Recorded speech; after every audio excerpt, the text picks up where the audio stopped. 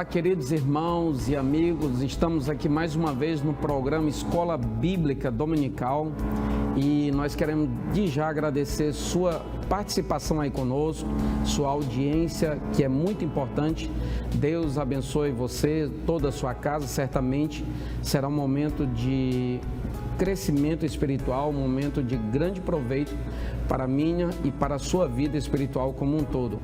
Na ocasião estaremos estudando a lição de número 4, cujo assunto é: quando a criatura vale mais que o Criador.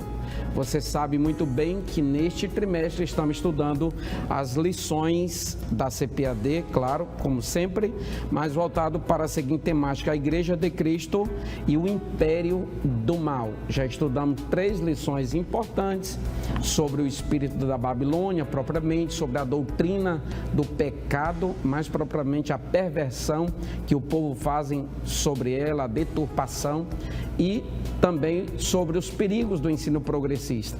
Hoje nós estaremos estudando um assunto muito importante, que é quando a criatura passa a ser adorada, passa a ser venerada em vez de o Criador.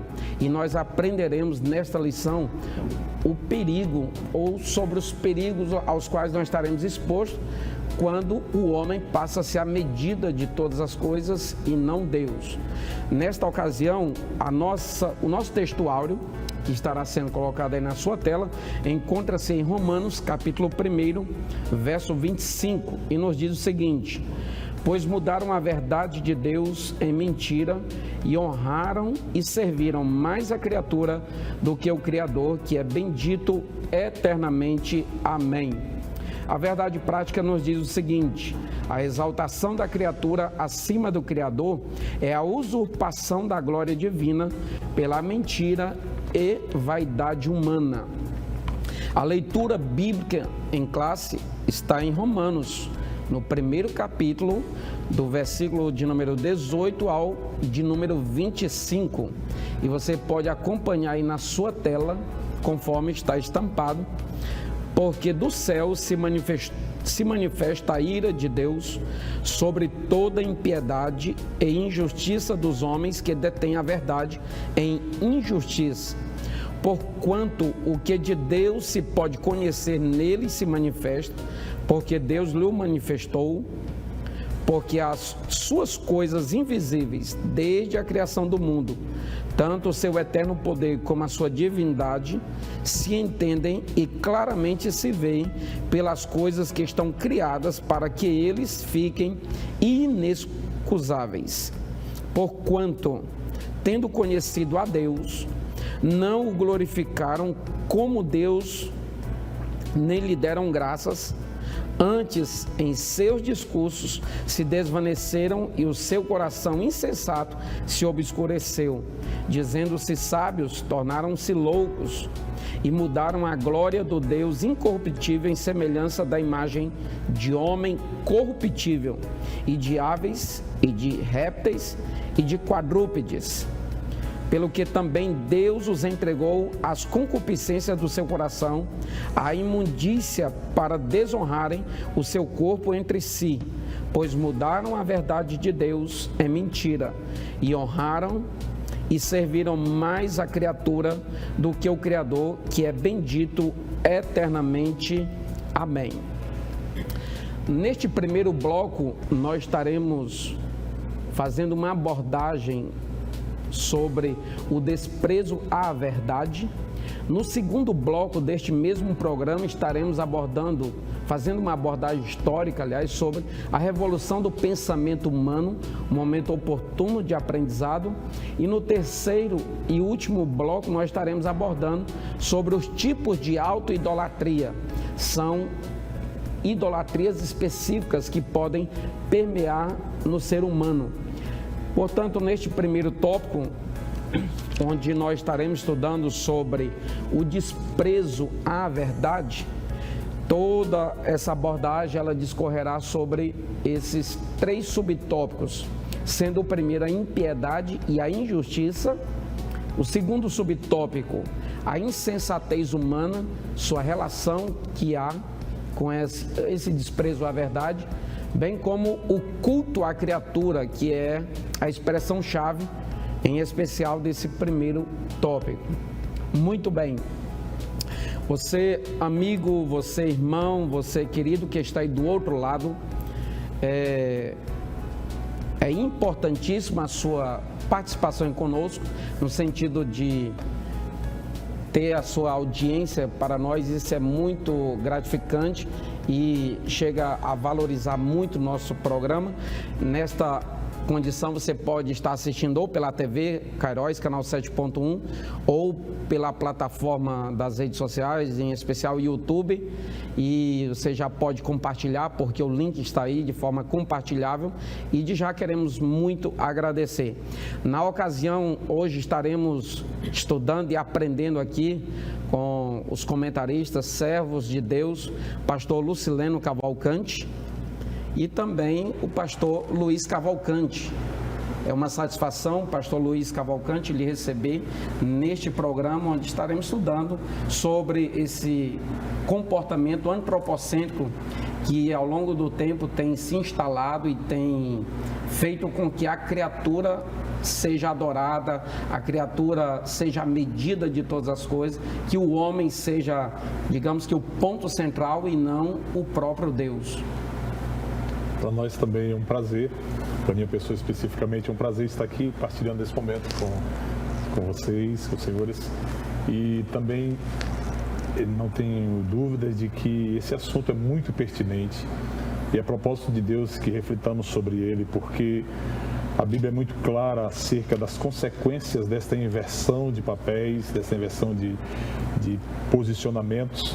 E a igreja, que tem esta missão de ensinar, de uma autoridade realmente que Deus lhe deu de ensinar a verdade que liberta, nós não podemos de maneira nenhuma como igreja fechar os nossos olhos e deixar de apresentar de uma forma muito clara os riscos e as consequências desse posicionamento, dessa inversão. Quando Deus é preterido, as consequências elas são automáticas, não há como nós não deixarmos de vislumbrar esta questão também. Com certeza. Pastor Leno, satisfação em lhe receber mais uma vez e estarmos juntos aqui para discutirmos sobre esse teor tão importante que confronta a verdade divina, a verdade que é uma das principais marcas da igreja, uma vez que a igreja é coluna e firmeza da verdade. Portanto, esse desprezo à verdade pode caracterizar um perigo destruidor para aqueles que aderem a esse confronto, não é isso? É verdade, pastor Elias, a paz do Senhor, pastor Luiz, e a cada um dos nossos irmãos, professores, coordenadores, alunos da escola dominical. Nós estamos diante de uma lição assim preciosa, assim como todo o trimestre que nós estamos estudando, em um momento em que essas verdades fundamentais das Escrituras estão sendo colocadas em xeque, estão sendo colocadas em discussão, e que cabe a nós, como a própria palavra de Deus, ela nos orienta a defender a verdade. Muito bem. Nesta lição de hoje, no primeiro tópico, nós faremos uma abordagem mais propriamente teológica, inclusive sobre algumas terminologias, alguns vocábulos que estão diretamente relacionados àqueles que aderem a essa proposta de desprezar a verdade, de ignorar a verdade como um teor absoluto de referência para a sua vida moral, para a sua vida ética, para a sua vida espiritual. No segundo tópico, referente ao segundo bloco, nós faremos uma abordagem histórica. Para isso, tem aqui alguém que muito pode contribuir nesse aspecto, o pastor Luiz Cavalcante. E no terceiro, nós veremos no meio prático, onde essas perversões podem acontecer propriamente dito. Pois bem, pastor Leno, nesse primeiro bloco, nesse primeiro tópico aqui, e mais propriamente no primeiro subtópico, nós temos dois vocábulos que estão diretamente relacionados às pessoas que desenvolvem esse comportamento comportamento marcado por aquilo que muitos filósofos chamam de pós-verdade, né? Essa maquiada na mentira, digamos assim, porque há escritor que diz que, na verdade, esse tempo de pós-verdade é uma mentira maquiada com elementos atrativos, elementos convidativos, e nós sabemos que a impiedade e a injustiça estão diretamente relacionados à essência desse comportamento. O senhor poderia falar para nós sobre o significado desse termo, impiedade e a injustiça, que inclusive o apóstolo Paulo evidencia no capítulo 1 de Romanos, né? Isso é verdade, pastor. Aqui nós temos, nesse primeiro subtópico, uma alusão, uma referência ao texto de Romanos, capítulo 1. Quando aqui o apóstolo Paulo ele traça um retrato da condição espiritual da humanidade. E não somente o apóstolo Paulo, mas o próprio Deus através do apóstolo Paulo escrevendo essa carta aos Romanos. E aqui o texto, no versículo 18 do capítulo 1 de Romanos, Paulo ele diz: porque do céu se manifesta a ira de Deus sobre toda impiedade e injustiça dos homens que detêm ou que retêm a verdade em injustiça. Então, nós vemos que essa condição da humanidade, ela está entrelaçada, ela está fundamentada na impiedade e na injustiça. O homem sem Deus, ele vive envolto à impiedade e à injustiça. E tudo isso, diz aqui o texto bíblico e também aqui a nossa lição, ela nos diz que a impiedade ela está relacionada com essa falta de comunhão com Deus, essa falta de relacionamento com Deus, que o homem ele perde ao longo da história, com a sua queda e com a sua busca em satisfazer os seus próprios prazeres. Então o homem ele vai se afastando de Deus e a impiedade ela vai imperando e por conta disso a maldade ela prevalece. Então, quando Paulo aqui ele fala a respeito dessa impiedade e que essa impiedade ela conduz à injustiça, né? Nós vimos na lição passada, né, que uma das falsas teologias que tem se erguido aí nos nossos dias é a teologia do pecado social, né, em que se deve combater apenas as mazelas sociais e que esse é o foco, quando na verdade isso só é uma consequência da condição espiritual humana. Então todas essas injustiças que existem hoje e que a humanidade sofre por conta disso, advém exatamente dessa condição de afastamento do homem com Deus. E isso traz consequências terríveis, como nós vimos aqui no capítulo 1 da carta aos Romanos, e durante a lição também vai ser melhor explanado. Muito bem. Pastor Luiz, nesse meio onde o relativismo tenta se instalar, se estabelecer propriamente dito, onde as verdades fundamentais, onde vários princípios e valores passam a ser relativizado e não mais ter um caráter absoluto, onde todo ponto de vista é válido, depende de quem olha, depende de como olha, como se profere, até a existência de Deus, ela passa a ser relativizada, não é isso? Ela passa a ser um elemento de dúvida para muitos, muito embora essas pessoas elas são indesculpáveis, porque a própria natureza que existe, os próprios elementos naturais denunciam a existência desse ser soberano, desse ser criador dos céus e da terra. Como nos diz o livro dos Salmos, Salmos de número 19, nós estaremos lendo aqui rapidamente um texto. Salmos de número 19 nos diz o seguinte: Salmos de números 19, a partir do verso 1: os céus proclamam a glória de Deus e o firmamento anunciam as obras das suas mãos. Um dia discursa a outro dia, e uma noite revela conhecimento a outra noite. Não há linguagem, nem há palavras, e deles não se ouve nenhum som. No entanto, por toda a terra se faz ouvir a sua voz, e as suas palavras chegam até os confins do mundo. Então, o Senhor, Ele se deixa a conhecer, Ele se deixa ser revelado. Isso aqui que nós chamamos de revelação geral, porque tem a revelação geral e aquela especial.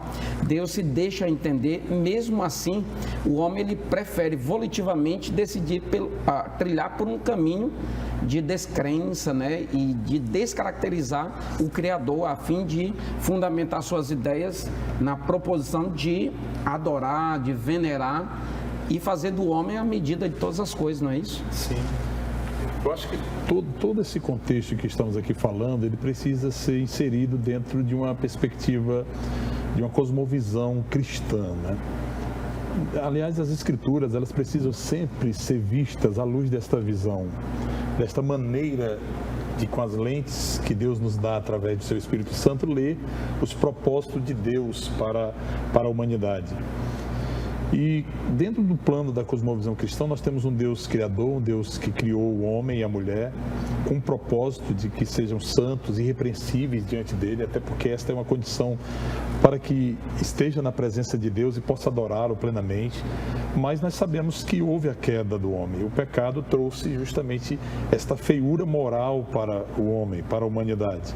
E todas estas visões que estamos aqui trabalhando, do homem preterir Deus e se colocando no centro, é realmente dentro dessa perspectiva da cosmovisão cristã, entendida como consequência da queda, do pecado.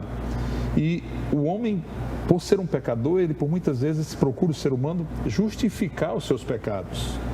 E essa justificativa é fugindo do Criador, fugindo de Deus, fugindo daquele que lhe confronta na sua experiência de miserabilidade, de caído, de pecador. Então, por que o homem dá as costas para Deus? Porque ele quer realmente encontrar forma de justificar o seu pecado, de justificar a sua condição de pecador, não como um arrependido, mas como alguém que está ali e que não, eu posso viver longe de Deus. E aí ele pretere Deus. E o próprio apóstolo Paulo fala na mesma carta aos Romanos que isso é uma insensatez, porque a própria natureza, ela revela naturalmente a Deus. As Escrituras é uma revelação especial de Deus, como já foi aqui mencionado pelo Senhor, mas a insensatez humana justamente em achar que pode preterir a Deus, que pode deixar Deus de lado e que ele pode se impor. É uma insensatez por quê? Porque o homem é frágil, o ser humano é frágil no aspecto físico, no aspecto emocional, no aspecto espiritual.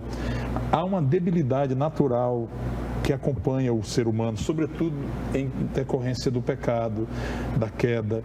E nós precisamos compreender isso para que o homem se volte para o Criador e dentro desse plano da cosmovisão cristã, o veja como o Redentor, aquele que nos criou e que, não obstante a queda, o pecado, ele nos redime em Cristo Jesus, nos aperfeiçoa, nos restaura e há de nos glorificar para nos levar para a sua presença eternamente.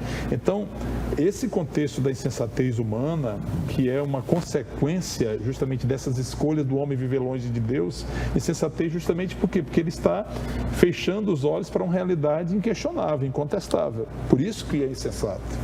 Às vezes nós nos equivocamos quando achamos que somos autossuficientes, quando somos pessoas intelectualmente preparadas, que temos consciência da nossa vida, do que fazemos, das nossas escolhas e preterimos Deus, deixamos Deus de lado. Isso é uma grande insensatez, porque realmente é algo que não só nos afasta do Criador, mas também nos levará para um caminho de derrota, né? De aprisionamento eterno diante desta debilidade que nos oprime, que é o pecado. Muito bem. Assim sendo, pastor Luiz, podemos dizer que nenhum homem é indesculpável, né? Então, sim, diante de Deus. Pastor Leno, todos aqueles que preferem trilhar por esse caminho da justificativa, querendo tomar o homem como medida de todas as coisas, ser levado e motivado, digamos assim, ou tomado como base essa degradação moral, essa degradação espiritual proveniente da queda que o pastor Luiz falou. Eles são chamados de filhos da ira, né? Como nós vemos em Efésios, lá no capítulo 2, verso de número 3. E o texto em Romanos, capítulo 1, verso 25, diz que eles preferem honrar e servir. Você já parou para pensar? Isso é muito grave. Honrar e servir mais a criatura do que o próprio ser soberano, do que o próprio Criador de todas as coisas, aquele que tem o poder ilimitado, aquele que é infinito em tudo que se possa fazer ou pensar de se fazer. E honrar no sentido de prestar respeito, de venerar, servir no sentido de prestar um serviço, de realizar os deveres. Então, isso é muito sério, né? E é uma realidade que se desenvolve a cada dia no meio da sociedade. Isso, pastor. Quando nós lemos aqui a nossa verdade prática, né? E quando nos mostra aqui que nesta lição nós vamos ver o quanto que o homem ele procura exaltar a criatura em detrimento ao Criador, afastando o Criador, tentando substituir, né, o seu, vamos dizer assim, aquele a quem adora. Mas isso tem uma razão. O nosso textuário, ele nos diz que eles mudaram a verdade de Deus em mentira. E dentro dessa cosmovisão cristã que o pastor Luiz bem colocou aqui, nós vemos que o homem, ele foi criado para honrar a Deus, para servir a Deus, para adorar a Deus. E a partir do momento em que o homem ele cai, se afasta de Deus, ele busca trilhar um caminho próprio, né? E com isso há essa distorção, há essa inversão. O homem ele acaba se deixando levar pelo engano, pela mentira, e com isso ele se perde no seu propósito inicial, que é de adorar ao Criador, ao Deus verdadeiro, e adora a criatura. E é importante entender que essas posturas, essas atitudes, elas não são instituídas pelo homem. A mentira, o engano, o engodo, a insensatez. As Escrituras Sagradas nos diz claramente que a nossa verdadeira luta que travamos, ela não é contra a carne, mas é contra o inimigo da nossa alma, contra as potestades estruturadas, organizadas. Então o inimigo, ele sabendo realmente desta condição de pecador, qual é o intuito do inimigo da nossa alma? É criar estruturas ideológicas, estruturas que começam na mente do ser humano, para que ele possa se desviar cada vez mais de Deus, se afastar cada vez mais de Deus e mergulhar cada vez mais nesse abismo que vai levando a outro abismo e que vai o distanciando. Então, estas concepções, por isso que nós, enquanto cristãos, não podemos aderir a ideologias, porque as ideologias, elas escravizam. As ideologias, elas nos forçam a ver a realidade num formato pré-estabelecido. O Deus que nós servimos é um Deus que nos liberta, que nos redime e que nos permite ver as coisas de uma forma ampla, não com as lentes do mundo, mas com as lentes de Deus, dentro do plano que Deus tem para cada um de nós. E a igreja, eu fico muito feliz quando nós da Assembleia de Deus estamos nesse trimestre tratando desses assuntos tão pertinentes, porque no Brasil, e não só no Brasil, mas aonde a igreja chega, nós estamos chamando a atenção das pessoas, da sociedade, daquele que está nos ouvindo nesse momento, de que há um plano de Deus que não é este. Não é um plano de insensatez, não é um plano de afastar-se o homem do Senhor, mas é um plano de que haja uma comunhão plena de Deus com o homem, e nesta comunhão o homem possa entender exatamente o seu papel enquanto criatura, enquanto filho de Deus, enquanto pessoa que Deus tem um propósito que é para dar certo, não para dar errado. Muito bem. E dentro disso, pastor Luiz está colocando, cabe ressaltar também que mesmo o homem caído, mesmo o homem tendo esse distanciamento de Deus, mas ele detém também uma liberdade que o próprio Deus o fez dessa forma, para que ele tenha também a graça, e através da graça de Deus, do Espírito Santo de Deus, também se voltar para Deus. Então, quando Paulo ele escreve aqui em Romanos capítulo 1, versículo 24, eu vejo aqui uma condição das piores possíveis que um ser humano pode chegar. Quando diz que pelo que também Deus os entregou às concupiscências do seu coração. Por 3 vezes isso é falado nessa expressão, pastor. Deus os entregou, Deus os entregou. Deus os entregou. Que isso, a pior coisa que o ser humano ele pode permitir na sua vida é se entregar às suas próprias paixões, aos seus próprios desejos, aos seus próprios instintos, porque isso vai com certeza o levar cada vez mais longe de Deus. Mas nós sabemos que a maior prova de que Deus ele não desiste do ser humano é que ele enviou o seu próprio Filho para redimir a humanidade.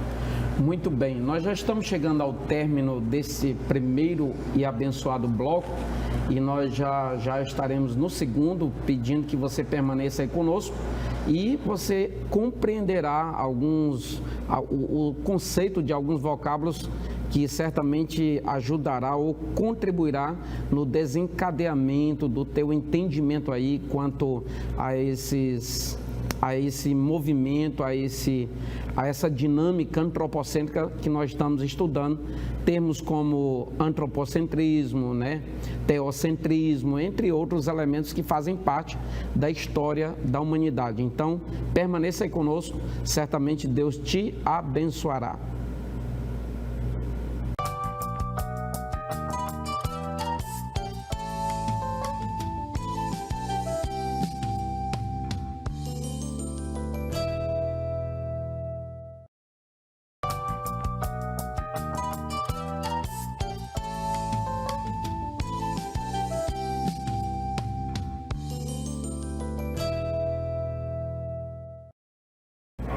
Olá, querido, estamos de volta no seu programa Escola Bíblica Dominical, nesta vez, agora, no segundo bloco. E nós vamos estudar aqui fazer uma abordagem histórica, inclusive, de alguns vocábulos, expressões, que ajudará a compreender em muito a lição de número 4, que é a lição que está sendo estudada, inclusive a palavra-chave que foi abordada nesta lição, que é a palavra antropocentrismo. A gente sabe que antropocentrismo está vinculado ao homem, ou quando o homem foi feito o centro do universo, o foco das atenções, a medida de todas as coisas. E nós estamos justamente se posicionando na condição de igreja de que nós não somos antropocentristas, digamos assim. Nós somos teocentristas, aqueles que creem que Deus deve sim ser a medida de todas as coisas. Nesta ocasião, pastor Luiz Cavalcante, nós vemos que a história, ou um período da história, nos ajuda a compreender esse espírito, essa tendência que nós vemos na atualidade, e nós vemos nas instituições, nós vemos às vezes nos poderes, nós vemos em várias esferas do meio social, essa inclinação renascentista, essa inclinação antropocentrista, e o Senhor, na condição de professor dessa linha, o Senhor muito vai nos ajudar aqui e fazer com que muitos professores e coordenadores compreendam o que de fato é esse movimento chamado de renascença ou de renascentismo, né? Sim. Por que estamos estudando esta questão no bojo desta lição? Para que a gente entenda realmente como e quando surgiu essa concepção do homem como centro de tudo. Veja que esta não é a concepção cristã, como você bem falou, mas houve um momento na história da humanidade em que o homem ele passou a ocupar um papel muito importante dentro das instituições, não só no aspecto institucional, mas também dentro das artes, da cultura. E esse período acontece na Idade Moderna, mais especificamente ali na transição do feudalismo para o capitalismo.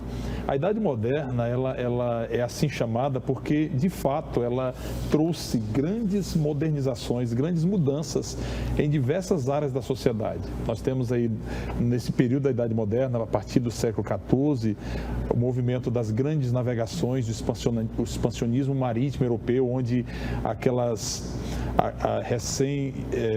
nações como Portugal e Espanha saíram em direção do Novo Mundo, à procura de novas terras.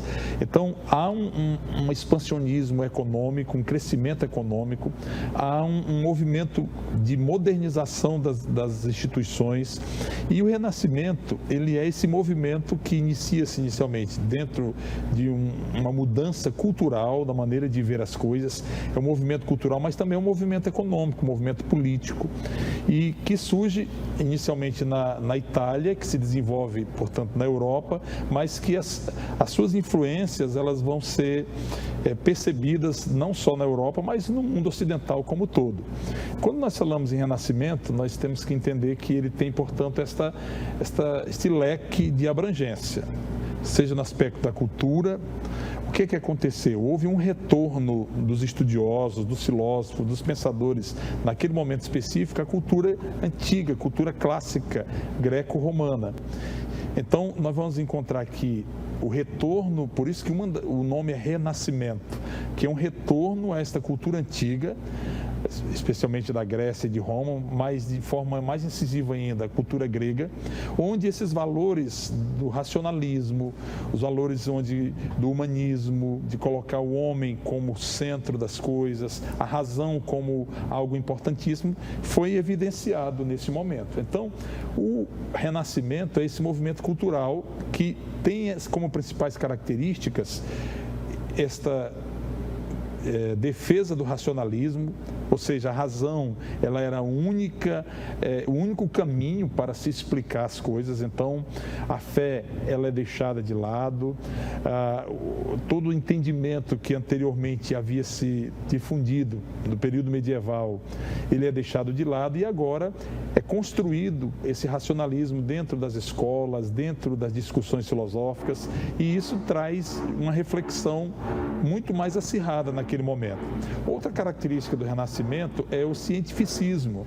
Há um desenvolvimento na Idade Moderna da ciência, seja na área da anatomia, da medicina, quanto na política, das artes, o próprio desenvolvimento do comércio. Então, o cientificismo, ele acompanha o desenvolvimento da ciência a esse momento. Com isso, há uma evidência ao indivíduo. Então, o individualismo, ele passa a ser trabalhado muito mais. As pessoas, então, elas se destacam por aquilo que elas são, pelo cabedal de conhecimento que elas possuem, pela capacidade de pensar, pela capacidade crítica que elas tinham, né? E por isso que, no bojo desse movimento renascentista, surge o antropocentrismo. Não propriamente surge, mas ele se evidencia de uma forma muito latente, onde o homem passa a ser o centro. O homem, enquanto criatura, passa a ser muito mais evidenciada do que o Criador.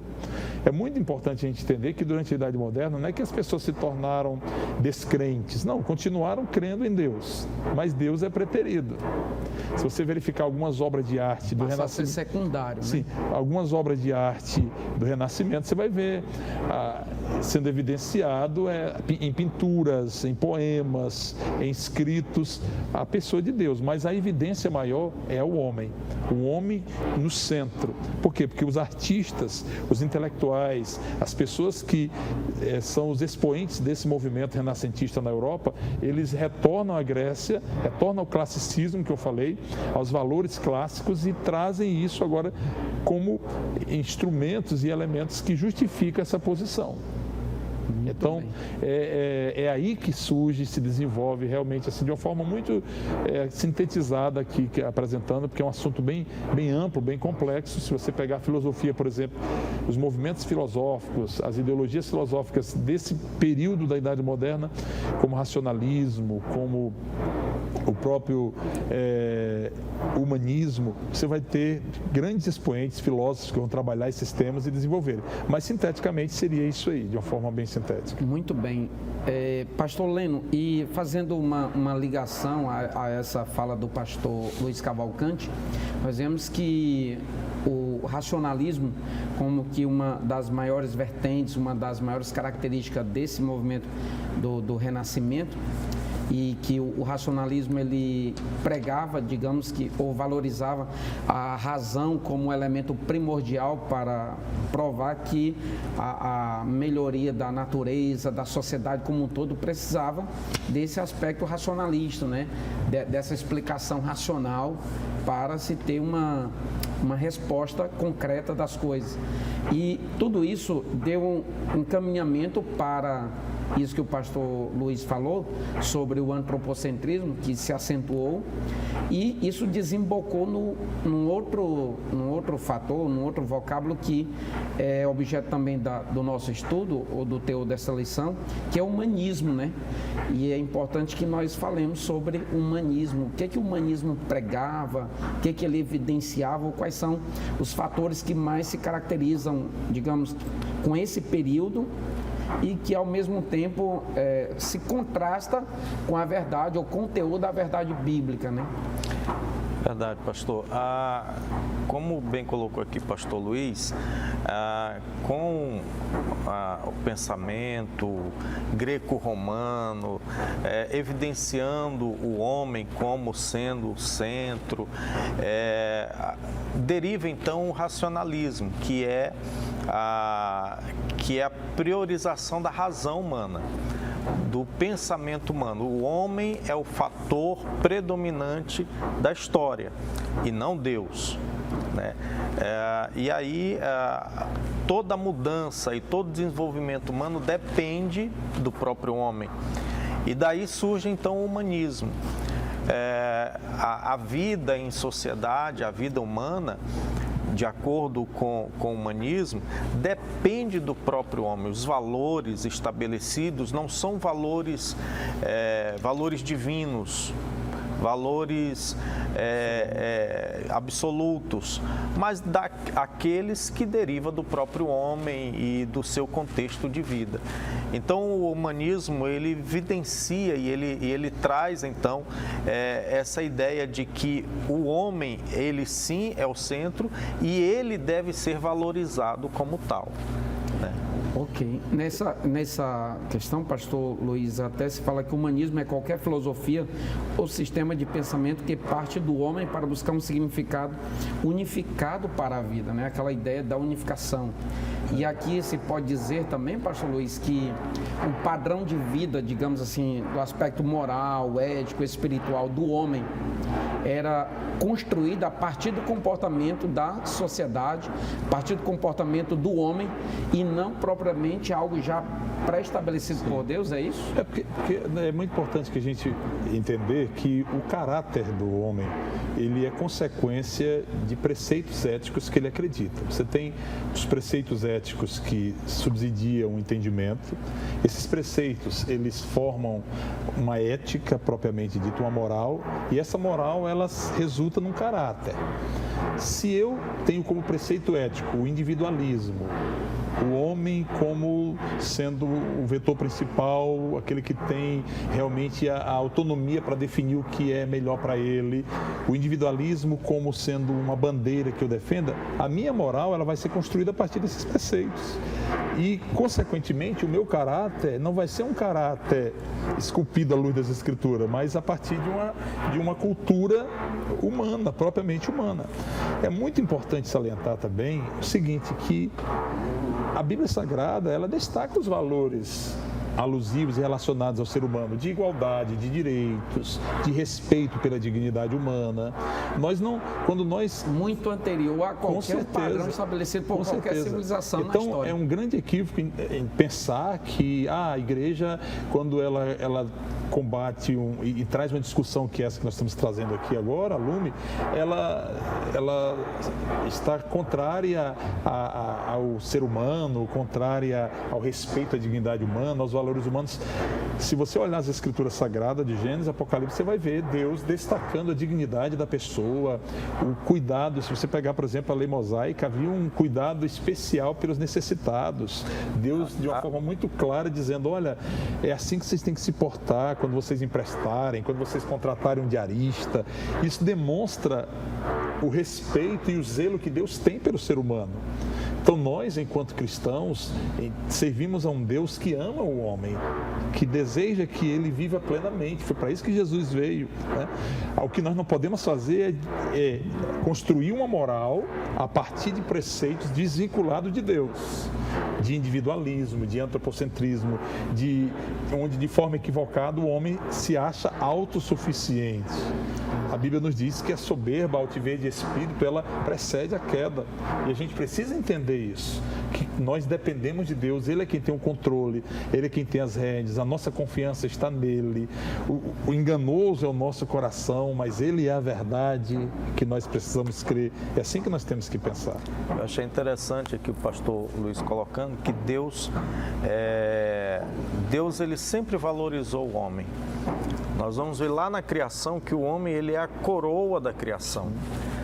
Então, não significa que a igreja e a fé, a nossa visão bíblica cristã, ela está desvalorizando a importância do homem e do seu direito, a dignidade, mas, acima de tudo, nós estamos evidenciando a importância do homem conforme as Escrituras. A Bíblia ela precisa ser autoridade normativa, que nós devemos nos apegar. Não são as ideologias, não são as filosofias, não são, porque elas são frágeis. Por mais que tenham coisas boas, mas elas não são completas, elas não são infalíveis. As Escrituras, elas representam a autoridade normativa para a nossa vida. E nós, enquanto cristãos, você que está ouvindo, né, esta lição, estamos estudando hoje juntos, é muito importante nós entendermos isso, que o nosso caráter, ele precisa ser forjado nesse arcabouço de valores contidos nas Escrituras. Por isso que ela é a nossa única regra de fé e prática, né, pastor Luiz? Exatamente. E nós cremos na autoridade da Bíblia enquanto revelação de Deus, enquanto inspiração divina, enquanto a palavra infalível, aquilo que já falou o profeta Isaías. E sem perder o foco daquilo que nós estamos tratando na lição, esse movimento contrário àquilo que é a vontade de Deus, ele continua intelectualmente sendo desenvolvido com o iluminismo. Você tem aqui na Idade Moderna esse incipiente desenvolvimento, né? Não que se forma aqui necessariamente essa concepção, mas aqui se desenvolve, e com o desenvolvimento da filosofia e das estruturas da sociedade, você vai ter o humanismo se desenvolvendo, e aí vem no século XVIII o iluminismo. O iluminismo ele representa justamente esse esforço continuado pela busca do conhecimento racional, pela supervalorização da razão e imbuído de justificativas plausíveis, mas novamente desvinculadas das orientações bíblicas. Rejeitando a tradição, exatamente, né, pastor? Então o homem é o senhor do seu destino. Se você, por exemplo, olha para a filosofia iluminista, você vai ver, não, ali há uma defesa dos direitos individuais, ali há a defesa da liberdade, a defesa dos pobres, daqueles que precisam de proteção, há uma defesa, uma crítica aos regimes autoritários, há um discurso acerca da democracia, da igualdade entre os poderes, da liberdade política, religiosa. Só que são discursos, reitero aqui, vinculados não a uma orientação sagrada, bíblica, divina, mas a um discurso humano, pretensioso, né, de fazer com que o homem se destaque, se evidencie, e não a pessoa de Deus. Inclusive, nesse contexto do iluminismo, há um escritor chamado Karl Henry, ele diz o seguinte: o papel de Deus foi drasticamente diminuído, a revelação foi eliminada e a importância do homem foi imensamente inflada, né? O homem tinha um valor em si mesmo como ser autoconsciente. Então, é o que o pastor Luiz acabou de evidenciar sobre o iluminismo, que foi um desembocar, digamos assim, preparado pelo renascentismo, pelo racionalismo, pelo humanismo que o antecedeu. Agora, anexado a esse período chamado iluminismo, pastor Luiz, pastor Leno, houve também o período que surgiu após, né, chamado de pós-modernidade ou modernidade líquida. E talvez essa modernidade líquida, ela está mais visível do que nós possamos imaginar na nossa realidade, né, no nosso contexto. E quando você olha para as escrituras, quando você observa as orientações e as prescrições sagradas, como o pastor Luiz já falou, como o nosso único direcionamento de padrão moral, de padrão ético, muito mais espiritual, então você vê que realmente há um espírito, e o espírito da Babilônia está por trás desse sistema que atua de forma camuflada, de forma sutil, para que nós cedamos e venhamos ser enveredados por esse caminho. Pastor Leno, o senhor, já o pastor Luiz vai falar, mas o senhor pode falar a priori o que seria assim esse período chamado pós-modernidade, né, que surgiu não muito distante de nós agora há pouco?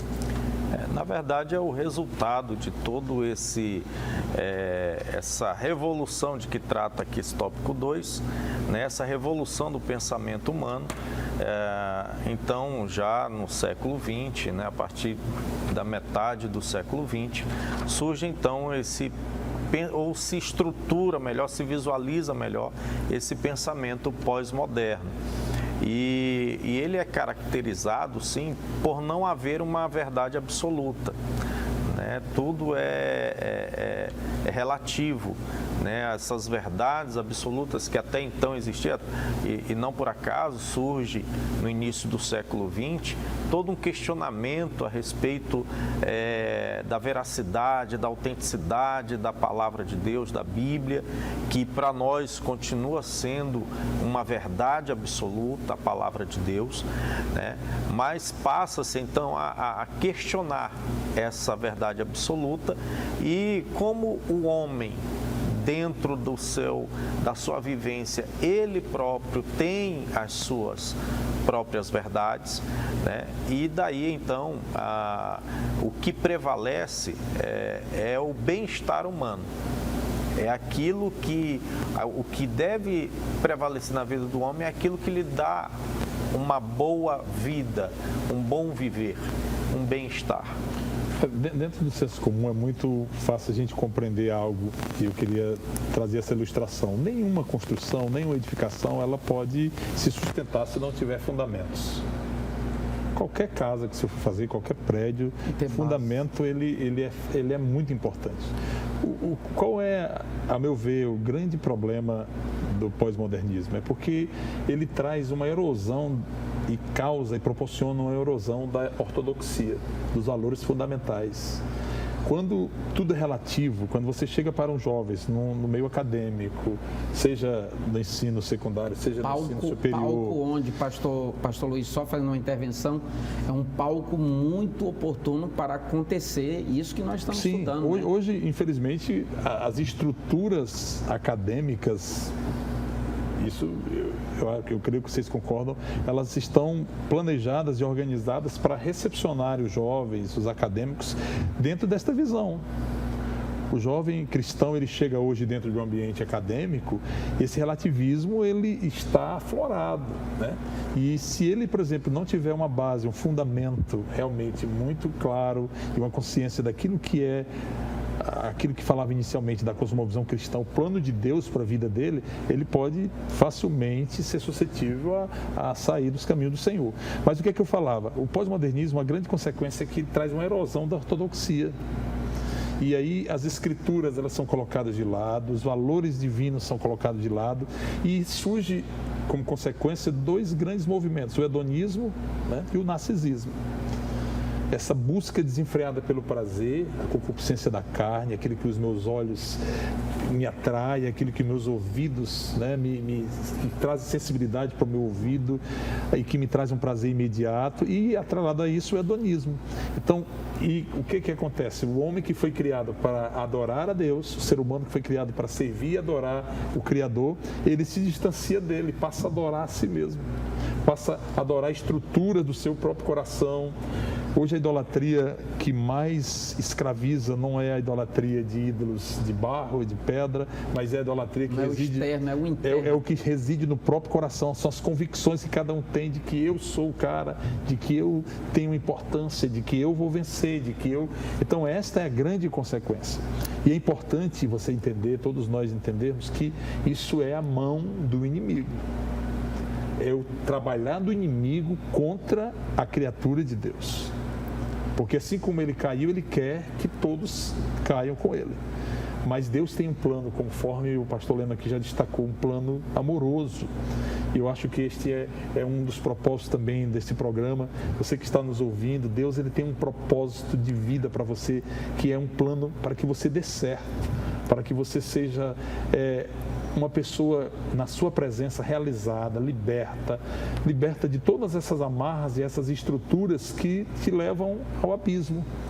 Você precisa compreender isso, que Deus tem um plano de amor, de redenção, e que passa justamente de você renunciar a toda esta perspectiva humana, antropocêntrica, construída ao longo da história da humanidade, e se volte àquele que lhe criou e que tem um plano de amor para a sua vida, de libertação, por meio de Cristo Jesus.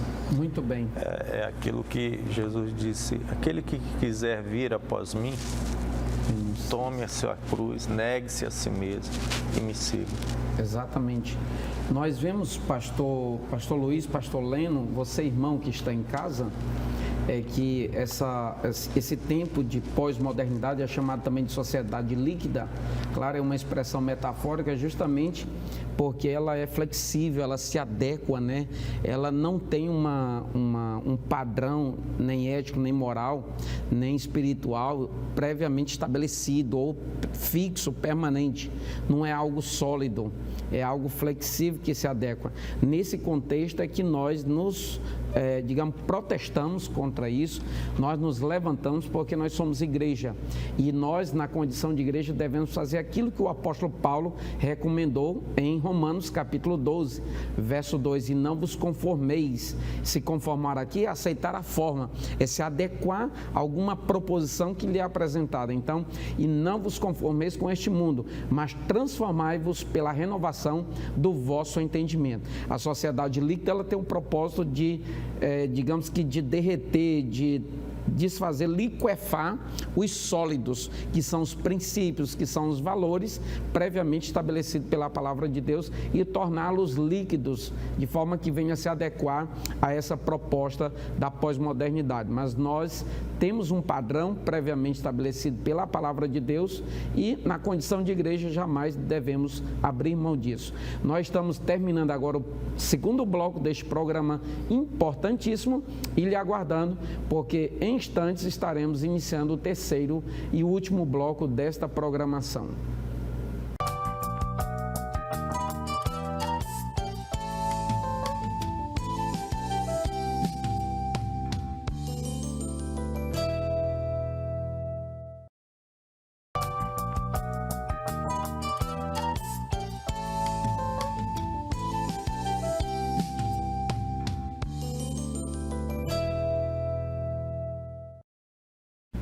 Olá, meus irmãos, estamos agora começando o terceiro e último bloco do programa Escola Bíblica Dominical. Por esta razão, nós pedimos que você permaneça aí conosco.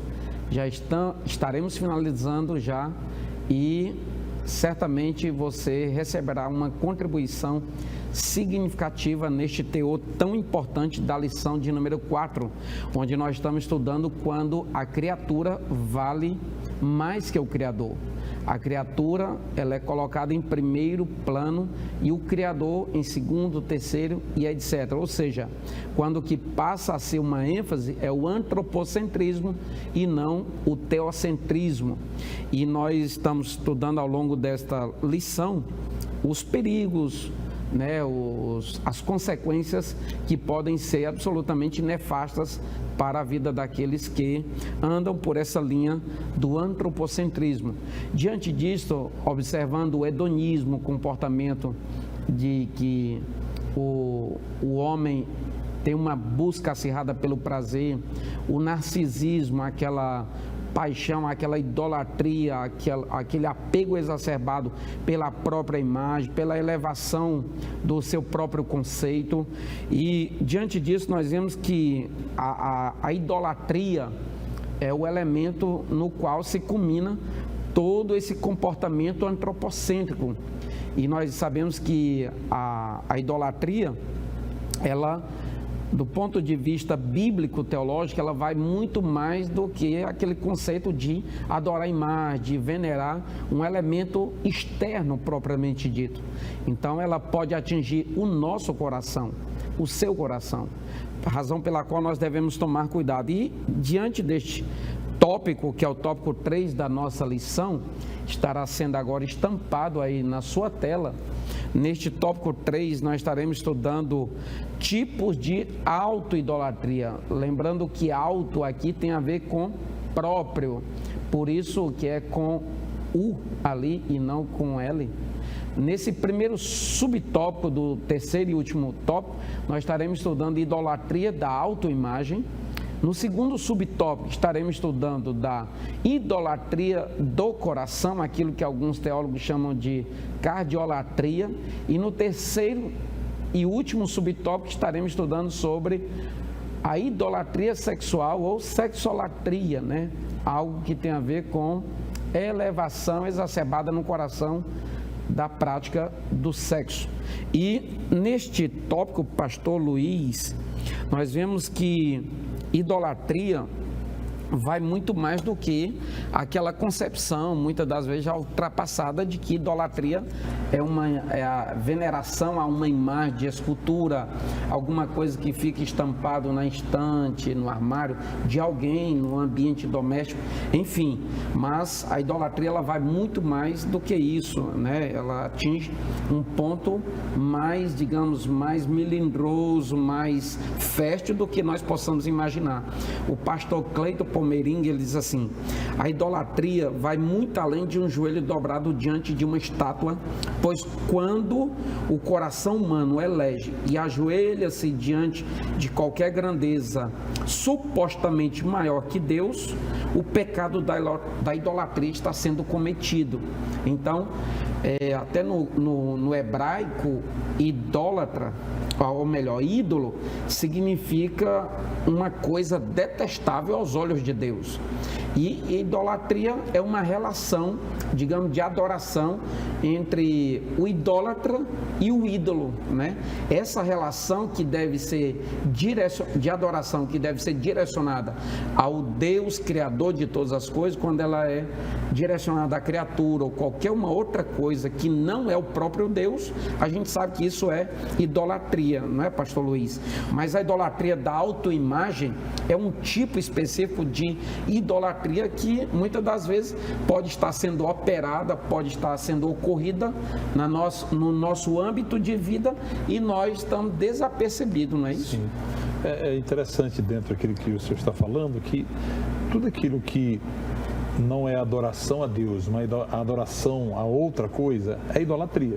Quando eu deixo de adorar a Deus e passo a priorizar outros elementos na minha vida, inclusive a minha vida pessoal, em detrimento da pessoa de Deus, os meus prazeres, os meus gostos, a minha imagem, os meus pensamentos, as minhas convicções, eu estou vivenciando e praticando a idolatria, porque a minha adoração, ela não é mais direcionada ou canalizada àquele que é digno de adoração, e eu passo a valorizar, a destacar outros valores para a minha vida. O apóstolo Paulo, quando fala dessa questão da idolatria, da autoimagem, ele nos retrata o homem caído como pelo menos detentor de 3 características. Ele fala de um homem egoísta, né, que é aquele que é amante de si mesmo. E como a gente vê isso na sociedade, às vezes até no nosso meio cristão, infelizmente, a gente percebe às vezes essas experiências, porque nós também precisamos ser restaurados, todos precisamos entender que fomos alcançados pela graça de Deus, temos a marca da santidade, fomos redimidos, mas a restauração é esse processo que ainda somos chamados a vivenciar. Mas o pecador, especialmente o homem que caiu, né, que se distanciou de Deus, ele tem essa marca do egoísmo na sua vida. Ele é avarento, ou seja, amante ao dinheiro, sem amor para com o próximo. Então, uma pessoa realmente egoísta, uma pessoa que passa a não mais estar olhando para aquilo que é a diretriz de Deus para a sua vida, o propósito de Deus, mas ele passa a se colocar em primeiro lugar. Por isso que, além destas marcas do egoísmo, de ser um ser avarento, o hedonismo também é uma marca desta pessoa idólatra, porque ele é amante dos deleites. Tá?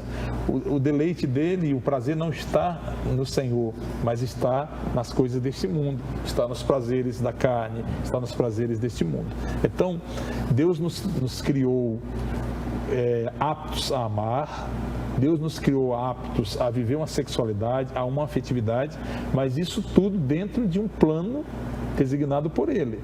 O sexo é santo, é algo maravilhoso. Deus não nos criou pessoas sem uma corporeidade, somos seres corpóreis. Deus nos criou com emoções, somos seres emocionais. Deus nos criou com a razão, somos seres intelectivos que detemos essa capacidade, a racionalidade. Mas isso tudo é para adorar ao Senhor, para servir a Ele, estar à disposição dos seus propósitos. Então, uma pessoa não regenerada, ela tem essa necessidade de muitas vezes de se autopromover, de chamar a atenção, de estar na evidência, nos holofotes. Mas isso para nós cristãos não deve ser algo presente nas nossas vidas. Porque, do contrário, a evidência deve estar no Senhor. Nós somos a luz deste mundo, mas a luz que resplandece em nós é a luz de Deus. Nós somos chamados a exalar um perfume, mas não é o nosso perfume, é o perfume de Cristo. Né? Então, é muito importante a gente ter esta visão, esta concepção de que a idolatria da autoimagem não é para nós. Pastor Luiz, pegando um link com a sua fala, esse problema das redes sociais, eu estou falando do problema do narcisismo que existe muito hoje. Dificilmente tem uma pessoa que não tenha redes sociais, e é um problema no qual a pessoa pode trilhar muito facilmente, e daqui a pouco ele está prestando. Não é que a Bíblia condena que nós tenhamos amor a nós mesmos, nós devemos ter. O problema é quando nós fazemos isso de forma demasiada, que muita gente até usa aquela frase amor próprio, isso é o que basta, é aquele negócio, e faz disso um estandarte das suas redes sociais, da sua conduta social. Isso é muito perigoso, não é? Porque o narcisismo, essa ideia de narciso que veio da mitologia grega, sim, isso pode ser uma realidade até dos crentes. Sim. Na realidade, de modo que tem pessoas que ficam doentes, ficam perplexas, ficam apavoradas e ficam tenebrosas se elas postarem alguma coisa, não receberem like, como se os likes, as curtidas ali são o seu combustível, não é isso? O Evangelho segundo João diz, lá no capítulo 3, no versículo de número 30, convém que ele cresça e que eu diminua. Ou seja, a primazia é de Cristo.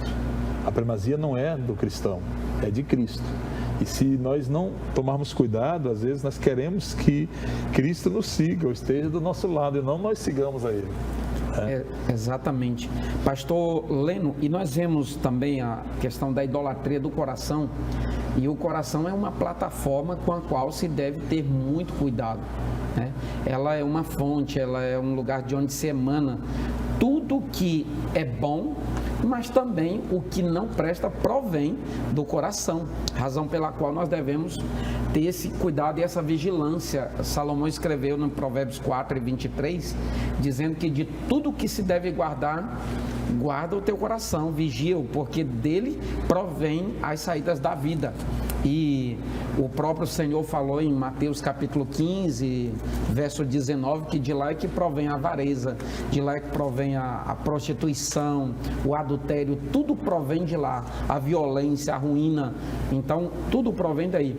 Nesse campo do coração, a idolatria é muito fácil, né, se consolidar, porque qualquer uma outra coisa, seja elemento concreto, seja abstrato, pode tornar-se um Deus no coração da pessoa. É verdade, pastor. E assim, essa idolatria no coração, ela é muito sutil. Já falamos aqui que nós fomos criados, o ser humano foi criado para adorar a Deus. E então, assim, os nossos sentimentos, as nossas emoções, elas têm que estar, em primeiro lugar, dedicadas ao Senhor. Então, quando lá em Deuteronômio capítulo 6, fala a respeito deste grande mandamento: amarás, pois, o Senhor teu Deus de todo o teu coração e de toda a tua alma, de todo o teu poder. Aquilo que deve ocupar o nosso coração, em primeiro lugar, a primazia das nossas emoções é o Senhor. Amando a Deus acima de todas as coisas. Quando isso não acontece, e isso, como eu disse, é bem sutil, muitas vezes isso vai acontecendo aos poucos, né? Algumas coisas ou até mesmo pessoas vão aos poucos se colocando no altar do nosso coração. Como o pastor falou aqui, a questão do dinheiro. Quando o homem ele ama mais o dinheiro do que qualquer outra coisa. Então o foco dele, o esforço dele vai ser na busca pelo dinheiro. O dinheiro em si não é algo mal em si mesmo, mas a Bíblia diz que o amor ao dinheiro, né? Então essa idolatria no coração, nós temos que ter muito cuidado e isso eu digo especialmente nós, que temos uma atividade religiosa frequente, estamos indo aos templos, estamos cantando hinos ao Senhor, mas termos o cuidado de que isso não vire simplesmente algo ritualístico, formal. Todas as vezes que nós entramos na casa de Deus, devemos olhar para nós mesmos. E esse exercício ele tem que ser constante. Olhar para o nosso coração e enxergar o que está lá em primeiro lugar. Qual é a razão? Eu fui lá, foi para tirar um flash, uma selfie, né? Eu fui lá, foi para mostrar algum talento, alguma habilidade minha, ou foi para adorar o Senhor? Exato. E esse aspecto, pastor Luiz, assim, da religiosidade hoje, ele é vital, é imprescindível. Todavia, se nós não tivermos cuidado, nós estamos apenas prestando um culto farisaico, né? O Senhor chegou em Mateus capítulo 15, verso 8, diz: esse povo me adora com os lábios, mas o coração deles está distante de mim. Porque às vezes a pessoa pode estar dizendo que está prestando um culto ao Senhor, mas aquele culto está só da boca para fora, e do coração mesmo, de fato, onde deve acontecer ou onde deve ser prestado um culto ao Senhor, esse está sendo prestado a esses interesses que muitas das vezes são escusos, não é isso? Com certeza, a noção do culto racional ao Senhor passa exatamente por ele e dele ser a razão do culto. Se realmente Deus não for a razão do nosso culto, esse culto não será jamais racional. Por quê? Porque esta é a razão pela qual nós vamos à casa do Senhor, esta é a razão pela qual nós nos entregamos a Ele, porque Cristo é a razão da nossa vida, né? Pastor Luiz, o senhor é um pastor já de muito tempo, e pastor Leno, inclusive pastor de campo, e nós devemos tomar muito cuidado com o caráter do culto, muitas das vezes. as mensagens, às vezes as palavras, os hinos, muitas das vezes tem um caráter mais antropocêntrico, mais voltado a massagear o ego humano, a elevar o homem, do que trazê-lo a pensar sobre redenção, pensar sobre cruz, pensar sobre a necessidade do perdão, a necessidade do arrependimento. Isso é muito perigoso, não é? Quando nós invertemos isso, e é muito favorável. Às vezes as pessoas fazem isso para trazer número, para atrair pessoas, atrelar multidões a elas, e é muito perigoso, não é? Fazer essa inversão na característica do culto que nós fazemos no dia a dia.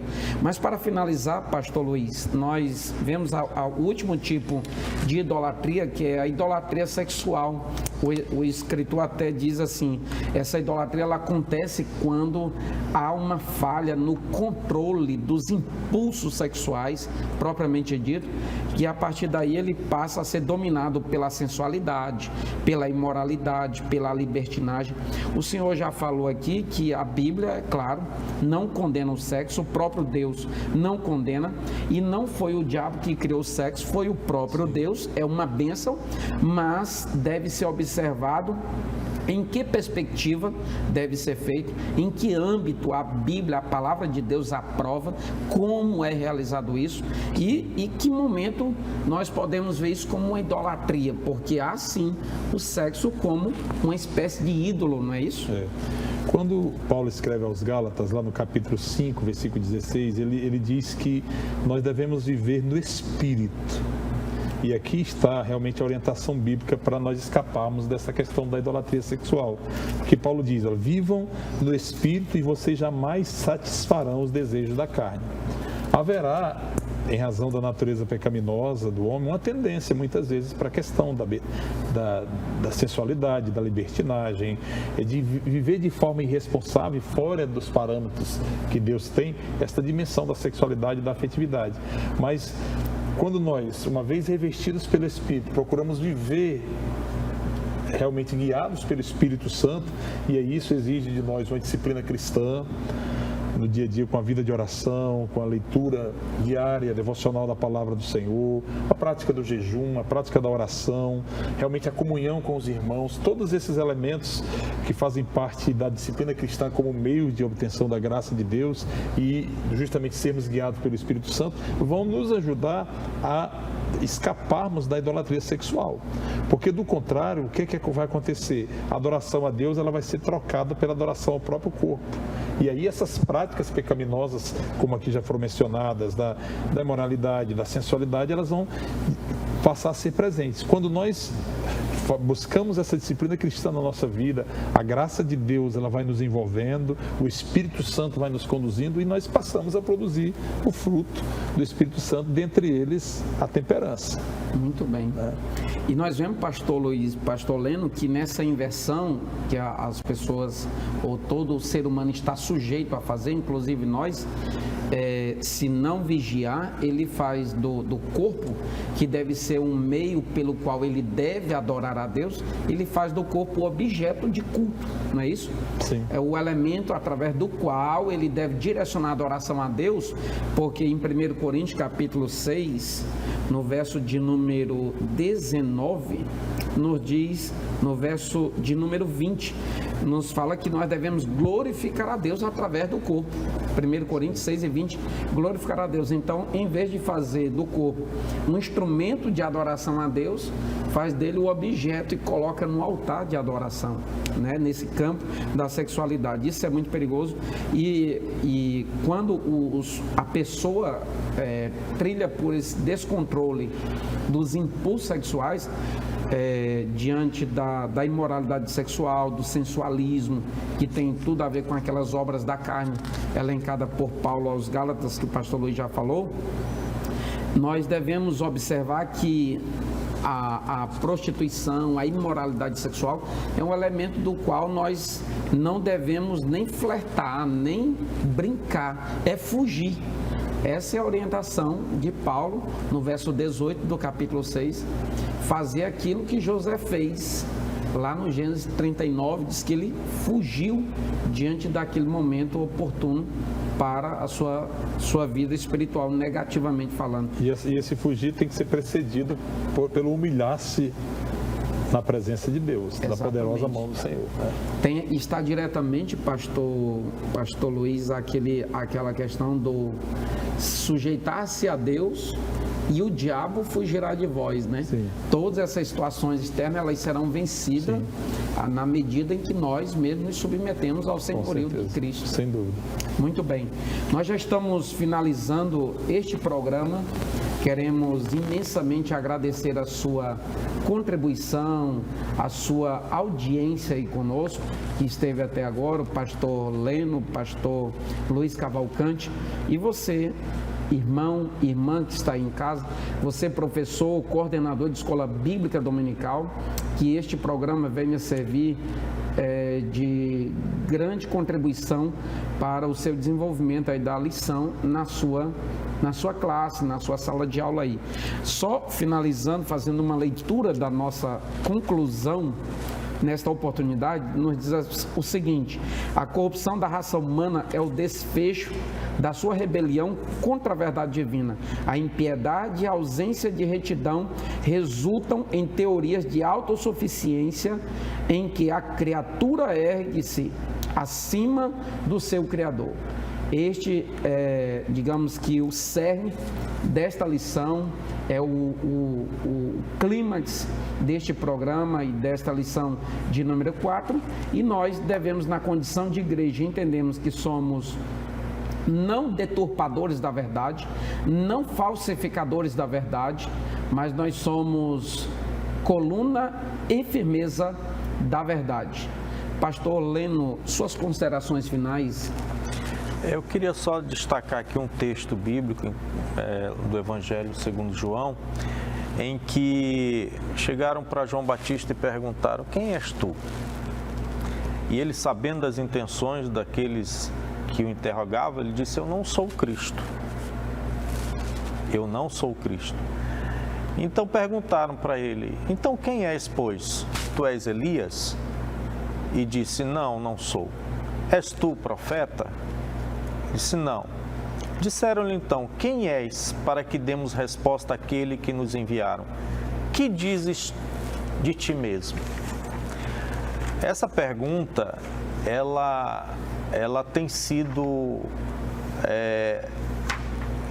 algo assim que muitos têm respondido de modo antropocêntrico, ou seja, de supervalorização de si mesmo. E é interessante que a resposta de João Batista, no capítulo 1 do Evangelho de João, ele diz no versículo 23, eu sou a voz que clama no deserto. Muito bem. Pastor Luiz Cavalcante, suas considerações.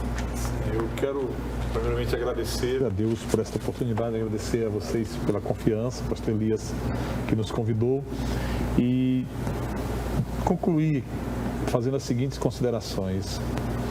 Nós servimos a um Deus amoroso, mas um Deus também que é justo e que tem uma mão abençoadora, mas também tem uma mão de justiça.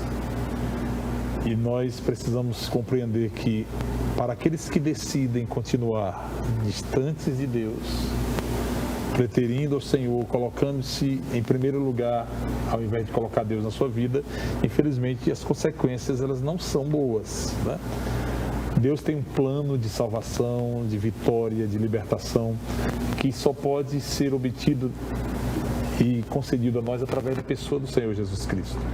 Você que nos escuta, que porventura assiste esse programa e tem realmente fazendo um exame de si mesmo, examinando-se a si mesmo, dizendo: olha, eu tenho praticado essa idolatria no meu coração, eu tenho preterido a Deus, eu tenho realmente colocado a minha vida em primeiro lugar e não a Deus e o seu reino, a sua justiça, que você possa tomar uma decisão na sua vida de voltar-se para Deus. A palavra do Senhor diz que um coração quebrantado e humilhado na presença de Deus, Ele não despreza. Então humilhe-se na presença do Senhor, entregue-se a Ele, busque servir ao Senhor, com muita sinceridade, porque se tem alguém que nós não enganamos é o Senhor, né? E que Ele com certeza fará grandes coisas na sua vida. Que o Senhor abençoe a todos e que nos ajude, o mesmo Deus, a cumprirmos aquilo que são os desígnios para a nossa vida. Muito bem. Assim, com um sentimento de muita gratidão, queremos finalizar este programa e pedindo a Deus que estejamos no próximo para a glória do Senhor. Pastor Luiz, o senhor pode nos despedir em oração. Pai querido, nós te louvamos e te bendizemos por mais esta oportunidade de meditarmos nas suas sagradas Escrituras. E no nome de Jesus nós lhe pedimos que a sua mão santa e poderosa seja sobre as nossas vidas, sobre a vida de cada um dos telespectadores, sobre aqueles que foram alcançados por este programa. Senhor Deus, ajudando a cada um, concedendo a eles a sua graça, o seu amor, a sua misericórdia, o seu perdão. Assim nós oramos e te agradecemos, pedindo também que o Senhor continue abençoando este trabalho da Escola Bíblica Dominical, aqui na TV Cairóis, abençoando os seus idealizadores e todos aqueles que são os mantenedores desse trabalho. Assim oramos e agradecemos no nome de Jesus. Amém.